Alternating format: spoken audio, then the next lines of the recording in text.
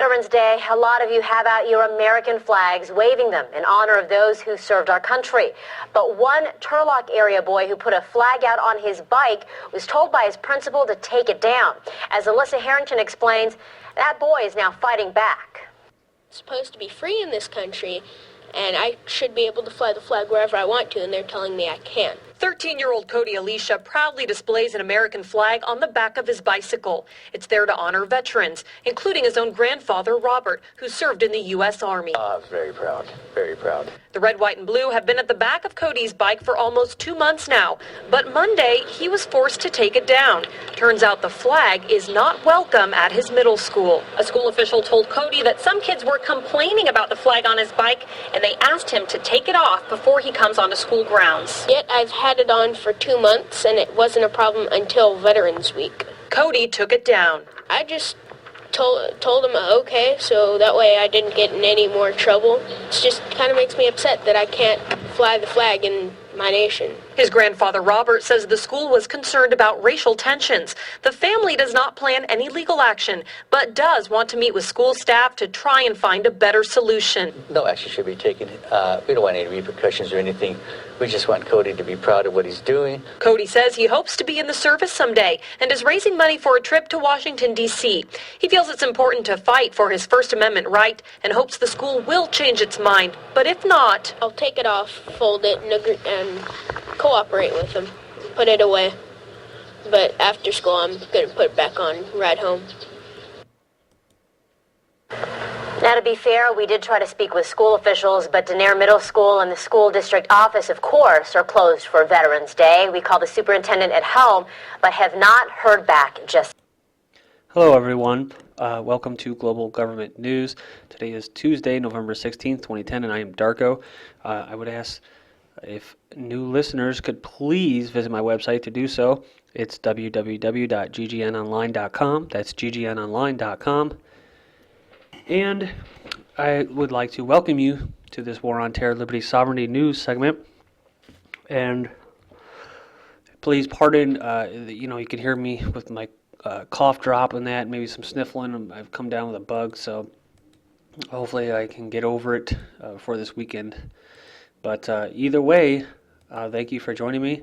I have a lot of news to cover here. And you just saw that first one where the young boy was basically not allowed to fly an American flag at a public school. Now, you could be confused by that, but that makes sense. The powers that be, they like nationalism when it suits their cause. They use the United States basically as a springboard to fund their world government. And they did that, and they're pretty much done with us. Of course, we're always going to have a use here in the big corporation known as the USA, but it's no longer going to be the same dominant power. I think it's going to be equally shared. We're just going to end up doing what we've been doing, which is about 50% of the IMF World Bank funds come from the United States, and including the global police force or military force is about 50% U.S., if not more.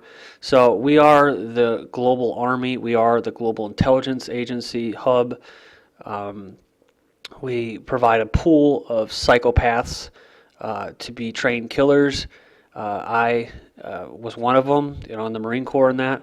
And, I spent the last, after getting more re-education, 4 years in college, university, which to me was a waste of time. But, I look back and I'm just like, yeah, I spent a good amount of time just deprogramming myself from that mentality, that state of mind, that military mind. And what I've come up with is that I'm no longer nationalistic. I'm proud to be a Marine, but I don't really care too much for the United States of America, the Republic, or any of that nonsense anymore. And I will say that publicly. You may hear me allude to that sometimes in some of my videos when I refer to my opinions or my philosophy of self-government or stateless society. But that's what I believe in. And the reason I covered, before I move on here, this is the reason why I covered that video, was not because I wanted people to think, ooh, the republic is falling and we need to rally around the flag. No, I'm showing that video so you can see the irony of the situation, right? I don't want to say hypocrisy, but you see, it's a public school. And usually when you go there, you have to, sing the Pledge of Allegiance, and everything is to brainwash individuals to not be individuals, to be collectivists, and to love the state. So it would be just kind of ironic that a young student would be told not to fly an American flag, which is all about statism, from a public school. But of course, it was brought up by his fellow students, which really builds my case even more. That the society is just basically done for. And you're living in a society right now that loves being spied on. They love having no privacy. They love having their money stolen from them through inflation and losing their standard of living. They love having all their manufacturing jobs leave the country. Don't ask me why, but they love it. And you see, they offer the day off. That's the irony. The public school couldn't comment because, they were honoring Veterans Day. Well, you see what I'm saying?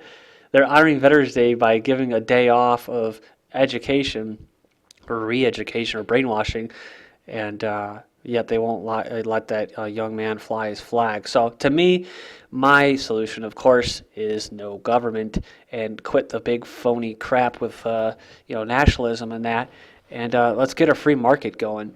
And so we don't have to deal with this nonsense of acting as if we're, free market or small government, when in fact we're a combination between communism and fascism. That is the state we live in. And so just wanted to point that out. This next one up, of course, is Fed's proposed graphic cigarette warning labels. When I did surf, I was in Australia twice, and these labels were on most of the mainline cigarette brands, and they would just say, cigarettes, smoking kills, basically. And cigarettes cause cancer, and to me, as a free market person, each individual should be allowed to put whatever they want in their own body, and these companies, private, whether you like the tobacco companies or not, or despise them, they have the right to sell their product. And I don't really believe that they should be putting these warnings on there, because there's a little. Someone made a comment yesterday to one of my videos about tobacco causing cancer and that, and basically he said, you must have fallen for the argument from the tobacco companies. And I'm like, no, I just go with the Native Americans and indigenous peoples who have been smoking tobacco for thousands of years, and yet they don't have this cancer epidemic. I smoke cigarettes on a daily basis. I smoke about 5 or 6 a day, and I roll my own. So I'm not smoking the same crap that most of the slaves are smoking. And I'm taking B17 with, it has nitrillicides. And so, I'm getting a nutrient that most Americans aren't getting. So anything can cause cancer. It can be smoking. It could be just the food that you're getting, the air that you're breathing. You can get cancer from a variety of things. It's just the lack of B17, which contains, believe it or not, a form of cyanide, and then benzenide, and then 2 sugars. That's what it is, basically. And what it does is it goes into your body and attacks these cancer cells naturally.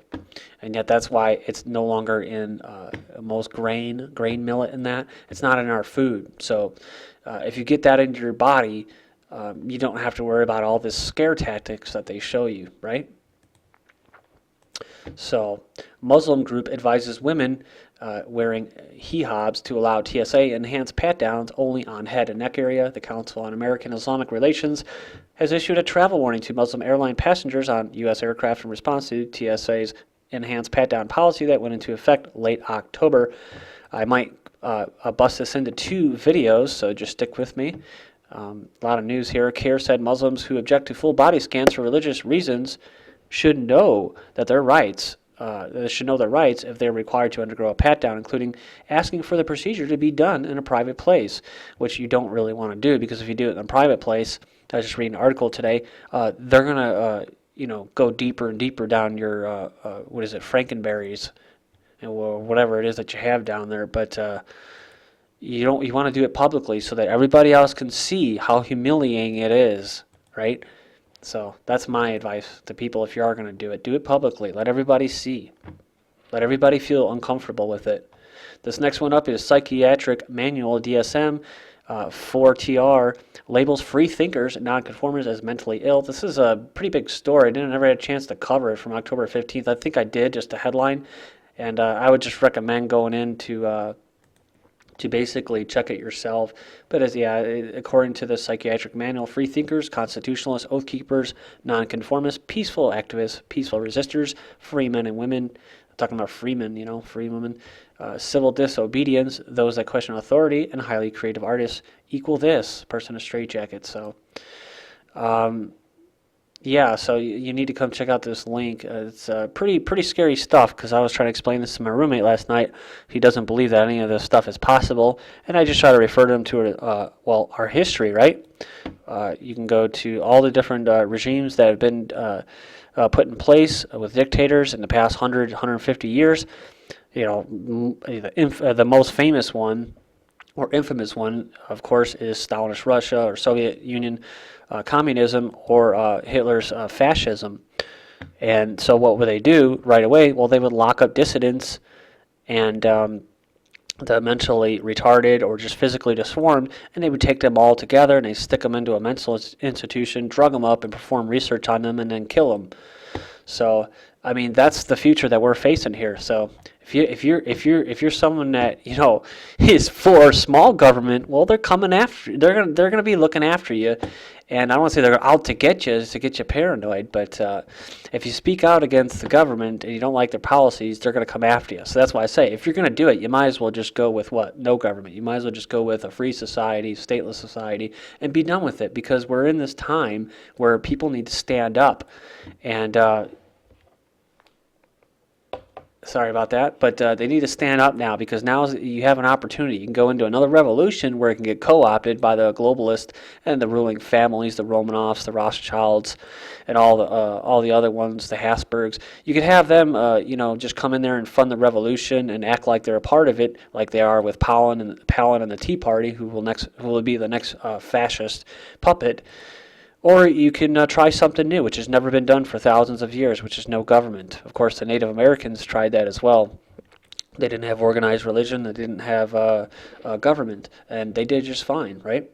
No, they got taken over and conquered, but the only reason they did that was in the name of the state. So I hope I'm getting through to some of the people out there who haven't heard this type of discussion before. Assertive Chinese held in mental wards. So there you go, right? A poor village farmer with closed-cropped hair and fourth-grade education knew nothing but decades of back-breaking labor. Even at age 50, the rope of muscles on his arms bespoke a lifetime of hard plowing and harvesting in the fields of his native Henan province. But he was locked up in a psychiatric hospital, barely recognizable to his siblings. So you need to go check this out. Really good story. Next one's up from the Orlando Sentinel. Kind of an older story, but still relevant in the war on terror, liberty, and sovereignty. Criminal barbering. Raids at Orange County shops lead to arrests and raise questions.